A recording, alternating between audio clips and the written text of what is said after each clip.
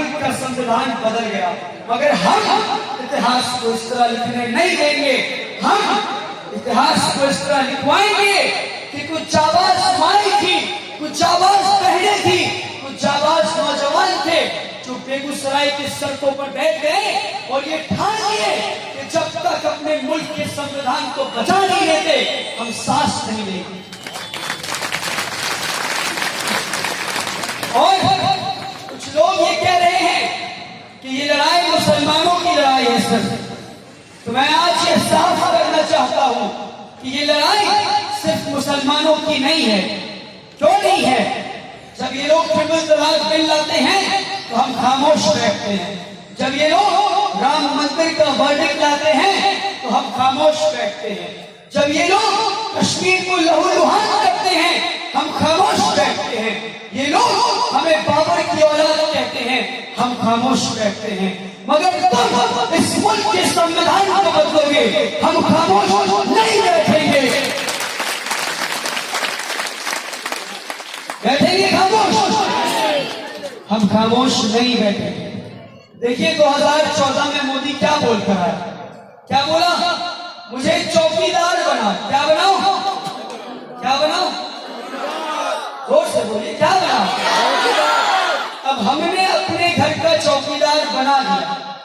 5 साल नौकरी करने के बाद चौकीदार हम ही से पूछता है कि तुम घर के मालिक हो, तो ये कैसा चौकीदार है? ये तो नमक हराम हो गया। अगर 5 साल नौकरी करने के बाद चौकीदार आपसे ही पूछे कि तुम घर के मालिक हो कि नहीं, तो क्या कीजिएगा? चौकीदार के साथ क्या कीजिएगा? घर से भगा देंगे नौकरी से। तो आइए अहद करते हैं आज कि आने वाले वक्त में 2024 में इस चौकीदार को ऐसा भगाएंगे कि फिर कभी से चौकीदारी की नौकरी ना मिले। और ये लोग हमसे कहते हैं कि तुम पाकिस्तान जाओ। कहां जाओ? पाकिस्तान जाओ, तुम बांग्लादेश जाओ, तुम अफगानिस्तान जाओ। अरे हम वो लोग हैं, हम वो लोग हैं जो मरने के बाद इसी मिट्टी में दफन होते हैं, तो जीते जागते पाकिस्तान कैसे चले जाएंगे?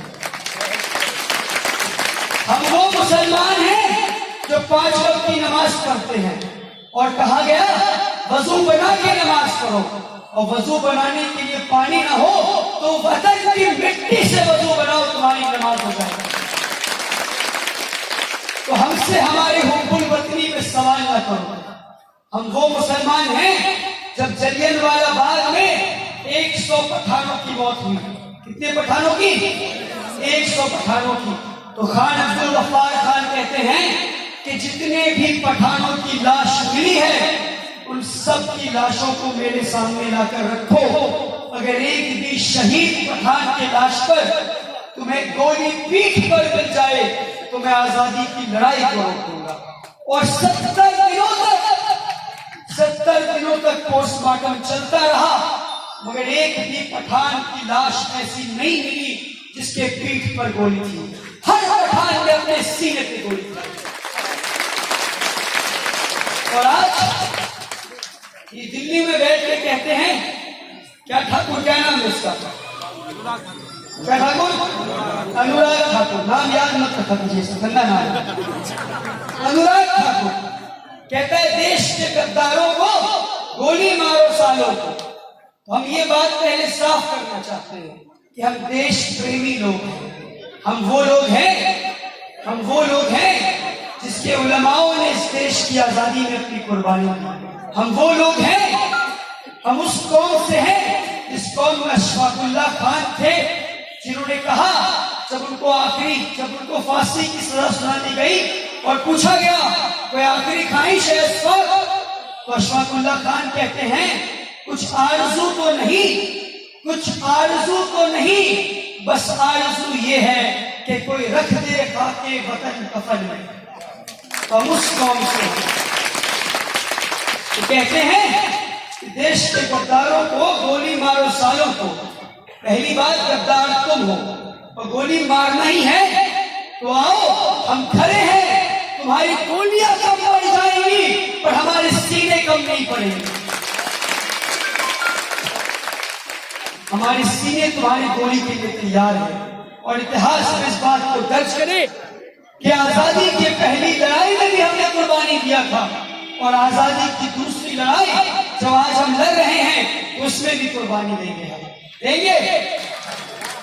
और देखिए, मैं बहुत गर्व से कहता हूं ये बात कि आज हम आजादी की दूसरी लड़ाई लड़ रहे हैं, जब देश के संविधान को बचाने की लड़ाई लड़ रहे हैं। और आज सब आम लोग नहीं हैं, आम जनता नहीं है, आप आजादी की दूसरी लड़ाई की फौज है। तो आप अपने आप को फौज समझे और देखिए, किसी भी फौज में पहली कतार में कौन खड़ा होता है? पहली कतार में कौन खड़ा होता है? पहली कतार में उस फौज का सबसे जाबाज सिपाही खड़ा होता है। और हमारी फौज में कौन खड़ा है? हमारे मासूम बच्चे सामने बैठे, देख लीजिए। ये है हम और उनमें फर्क कि हमारी फौज में ये हमारे खिलाफ आरएसएस की गुंडों को भेज रहे पुलिस की वर्दी में, हम इनके खिलाफ अपने मासूम बच्चों को खड़ा कर देंगे। तो ये है हमें और उनमें फर्क। और देखिए, आज हम सब प्रोटेस्ट करने आए हैं, पर हमारी पहली सीढ़ी ये नहीं है कि हम प्रोटेस्ट करें और धरना दें। हमारी पहली सीढ़ी ये है कि हम जान लें और समझ लें कि हम प्रोटेस्ट क्यों कर रहे हैं, और ऐसा जाने और ऐसा सोचे कि हमारा एक 10 साल का बच्चा भी यहां खड़े होके मोदी को समझा दे कि एनआरसी देश के संविधान के खिलाफ क्यों है। तो समझेंगे, वादा करते समझेंगे आप लोग। अभी समझाऊं, मैं आपको कोशिश करूं समझाने। तो ये एनआरसी क्या है? एनआरसी यानी नेशनल रजिस्टर ऑफ